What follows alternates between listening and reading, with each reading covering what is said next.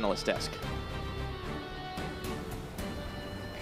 Thank you very much, guys.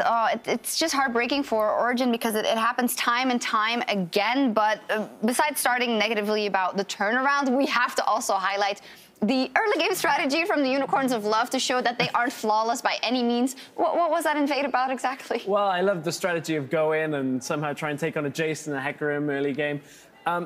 It looked like they were trying to just kind of 50-50 the blue buff. I think the strategy was that if we catch them by surprise and they take a chunk of damage from the blue, then we can just sort of insta-nuke them. Yeah. But I feel that you had to be a little bit more patient, maybe set up some vision control earlier because it's Rumble and it's Hecarim. And at level 1, like, you're definitely in the disadvantage here. Yeah, sorry, it was Rumble, as you said. I said Jace initially. We've seen these plays start to work out. We saw it SKT do it, where they hop over the wall, go in with the Kha'Zix, smite away the blue. European Everything's SKT. great. UOL. Yeah, it doesn't work so well, as you said, against these strong early game damage champions. And this is where, like, a lot of people will look at it and say, okay, Origen, they seem to have a good early game. We've discussed this, and this specifically was Unicorns making some really weird mistakes, like trying to go in, trying to take that fight, and then later on in the mid lane, Exile just being like, hey, I can stay in mid lane against Hecarim that's already started snowball, and I've got no flash. Well, Origen here makes the right decision. They're like, Hecarim has a kill, let's go for it. And this is good to see from Origen, because the fact that they had that early start, Deficio was talking about it during the cast, where Zach was constantly playing catch-up, and he could never really exert the same sort of early pressure that Wisdom could. And this was really nice to see from Wisdom, the fact that they just punished Exile time and time and time again. Every time his flash was down, they would look for a gank mid. And this is where we really started to see a lot of promise for the side of Origen.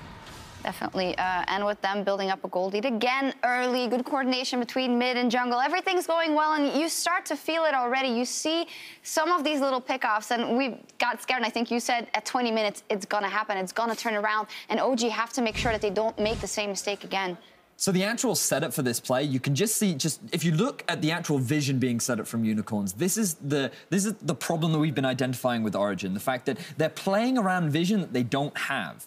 And the fact that there is nobody being spotted on the map when the entire bot side is lit up for Origen, and they feel that it's okay to be this far forward up in the mid lane. So this is where you start to see that the Unicorns can take advantage of the mispositioning from OG. So already OG is split up, and things initially look fairly promising, but then given the advantages that Unicorns have, and given the positioning that they're in, just splitting up the entire OG roster, makes it easy for them to clean up this fight. And Origen had pinged time and time again that they were in that bush. They knew where Unicorns were on that play.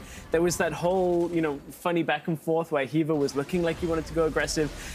But the rest of Origen just weren't ready. Sartorius was TPing late into the fight. They weren't quite crossing up to the mid lane with Jace fast enough. And from there, we just saw time and time again Xerxes go right into the back line on Tabs and just take him out. Of every single fight, Tabs had to duel against Zach every time, and he just didn't have the damage to do it. Zach, even building redemption and that kind of thing, has so much impact when he's 1 versus 1 against somebody that's such low mobility that it was a struggle for Tabs in this game, purely because of how on his own he was. Yeah, well, it's 4 games in a row now, sadly, for Origen, where they don't manage to hold on to the advantage. So that's something they're going to have to think about and mediate. However, I can feel if they go into a game or a match versus Vitality and this happens, it could turn into a very scrappy game that they could end up winning. And even when you look at the current state of Splyce, you have to wonder... the current state of Splyce, what a match! Just from what we've seen, but if you look at the early game from Origen and they take advantage of this against a perhaps weaker team, maybe they can make their way through the group. For Unicorns, I don't think they'll get the same kind of thing against H2K Saturday. That's such an interesting series. Indeed, that match of the week coming up Saturday. But now for more on the Unicorns' 2-0 win, Dracos is standing by with the player of the series. Thank you very much, Shox. I, of course, am standing by the player of the series, none other than Hylissang. Congrats, first off, on player of the series. Really solid performance overall. But the first question, I kind of want to get into the nitty-gritty here. What's going through your mind when your mid laner is dying over and over again in the early game, and how does that affect your thinking when you're kind of isolated on your own in the bottom side? Well, this game kind of felt like old UOL when we had Exile in the beginning, and they just gank mid non-stop, and we keep dying. But this time he's more experienced, and he took it more easier, and we kept saying that it's all right, and we have better team comp, and we're gonna win later on.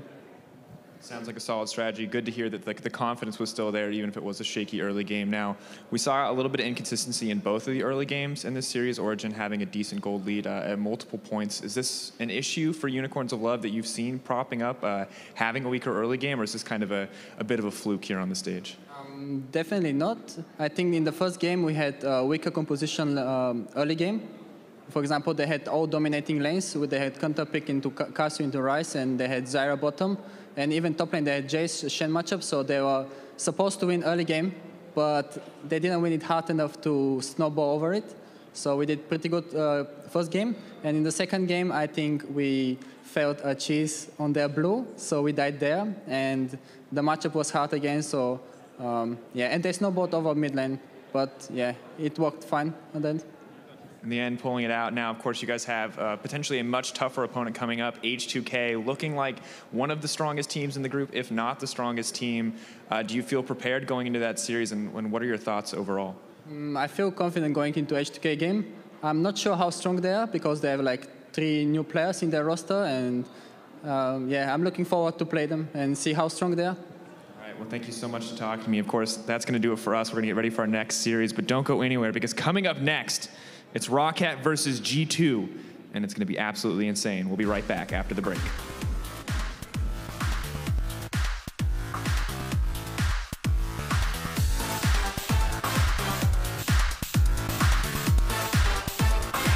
Yeah, no summoners this time. They knock Exile back in, and this is going to be it. Nahun claims the kill. Wisdom, though, is just going straight in once again. No summoners on Exile, and just like clockwork, Wisdom cleans him up. But now the rest is on. Nahun flashing back to safety, and Samek hits him with a big bullet. Cersei not letting Wisdom off that easy, and there's no more passive, but there is a heal. Samek's with a double kill, and that'll be the fight. The Realm Warp, Cersei cleaning up. Now they find Wisdom again, and that's the ace. 20 minutes in the game. Oh boy, the Charbro's on. There we go. Samek's with the godlike. Tab's trying to kite it out, but this is over. Tab's the last man standing, and not for very long. And there's the ace. And they will take the 2-0 over Origen.